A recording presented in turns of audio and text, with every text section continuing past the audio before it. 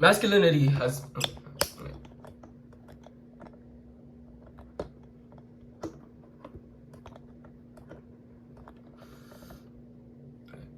masculinity has been a topic of discussion for like many years now.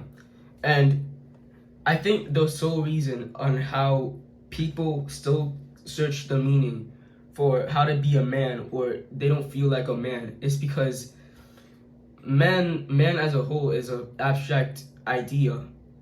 You can be the most feminine guy, but you're still a man, you know? And I don't think there's a real meaning about you how you are a man or like how many girls you got doesn't define you. Sex doesn't define you as a man because sex doesn't make you whole, you know? Masculinity has been a topic of discussion since the dawn of time. And it's the more brash who seem to take a mantle on what a man should or should not be and how they treat hoes or how they treat hoes or bitches. It's the thing that nobody seems to figure out because there is no meaning. There is the characteristic you could have that makes you more of a man per se. But there is no clear definition except the biological, and that's different. I'm not talking about the anatomy, I'm talking more about the perception of being a man has changed.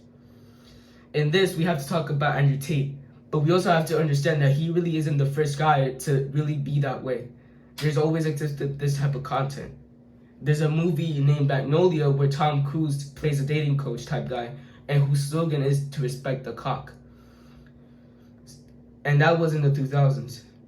And if you even want more examples, we can go back in 1963 in the time of Japan. Japan at this time was going through a cultural identity crisis that regular powers were changing into a more modern governmental system than the old emperor and the shogunate that ruled for centuries. Some people were not happy, such as the author Yukio Mishima, who made the sailor who fell from grace with the sea. Yukio Mishima wanted the old Japan, that being the emperor and the traditionalism of Japan. He created the Tate no Kai, or the Shield Society, and his ideology was one that the way of dying defines the honor and who you are as a man. Why are we talking about him? It's because in my mind, it's because he wrote a book called The Sailor Who Fell from Grace with the Sea. This book. And it's been on my mind since I last put it down. It's basically how Yukio Mishima thought up Japan and the way it was headed down and how man was getting perceived.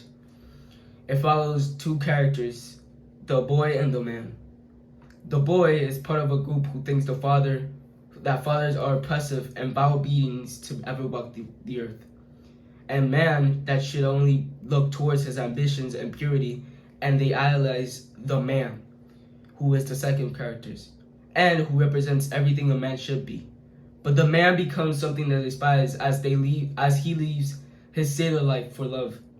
This book encapsulates for me how the internet and how men are perceived as boys could be very easily the viewers, and how they create this kind of parasocial relationship with the person whom they don't even know. Of course, in a healthy aspect, there's nothing wrong with this.